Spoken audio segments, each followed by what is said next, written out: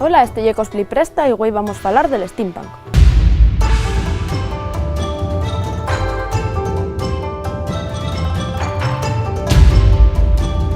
Estamos grabando na tienda El Toldo, unha tienda que está no Vieu e na que podéis encontrar todo tipo de artículos de disfraces e fiesta. El steampunk é un movimiento cultural e estético que xunta dos vertientes.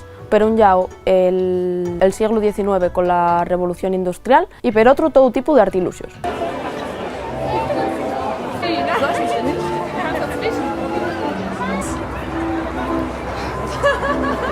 Tiene el seu orixe y la súa inspiración na literatura, teniendo como referente autores como Julio Verne, Mary Shelley o Arthur Conan Doyle. Los seguidores de este fenómeno son muchas veces también los creadores de la ropa, desde corsetería con cuero,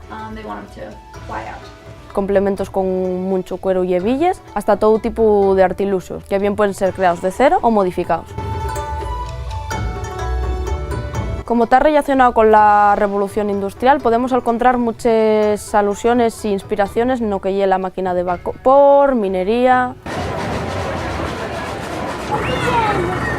Y como non, como é un fenómeno que cada día crece más y más, podemos encontrar ya, incluso dentro de él, varias vertientes, como puede ser el steampunk histórico o el steampunk fantástico, que sería una vertiente en la que mezclarían lo que es el steampunk normal con elementos más de fantasía.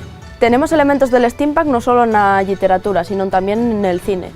Me ha cortado. Mejor yo que él. Podemos encontrar un montón de festivales de steampunk. Un de ellos es la Eurosteamcon, que se celebra en Barcelona a finales de octubre.